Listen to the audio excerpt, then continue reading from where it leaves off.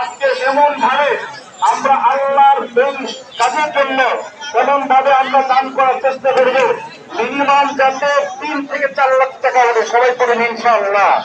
এটা কিন্তু সবার দ্বারা সম্ভব।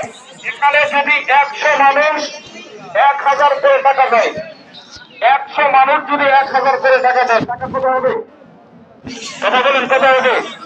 এখানে আমি জানি কারা কারা 1000 টাকা দেওয়ার মতো লোক আছে, অনেক হিউজ পরিমাণ লোক আছে 1000 টাকা দেওয়ার মতো, 2000 টাকা দেওয়ার মতো।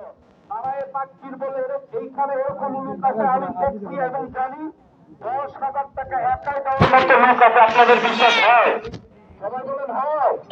একজন আল্লাহর বান্দা দাঁড়ায় বলেন যে আমি দিব, এখন প্রমাণ হয়ে যায়। আল্লাহর বান্দা এরকম দাঁড়ায় বলেন যে আমি দিব, এতগুলো মানুষ আপনাকে দিয়ে একটা মারহাবা দিবে, আকাশ বাতাসকে সাক্ষী রেখে, মানে আপনি হবেন আজকের এই মাঠের সবথেকে প্রথম নব্বমান মানুষ 10,000 টাকা দেওয়ার মতো একজন মানুষ। নাই এরকম আল্লাহর গোলাম নাই? আছে, চিন্তা মরণ হয়ে যাবে এক্ষুনি দেখা যাবে।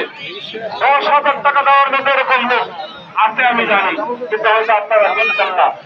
আমাদের আসলে টাকা নেয় না, এই জন্য আপনারা 10 টাকা 5 টাকা দেয়, অনেকে সিরাজ 2 টাকা লোকে দেয়। মনে রাখবেন, যারা মসজিদের সিরাজ টাকা ছাড়াও এদের ইমানের মধ্যে ভেজাল আছে। ঠিক কিনা?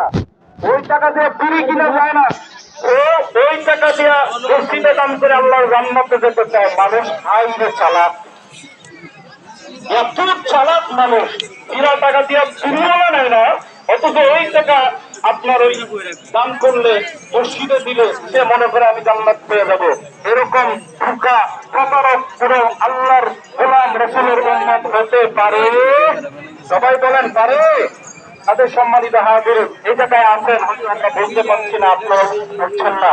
10,000 টাকা না করলে অন্তত পক্ষে এই জায়গায় 1,000 টাকা করে দেওয়ার মতো অনেক মানুষ আছে। আলহামদুলিল্লাহ।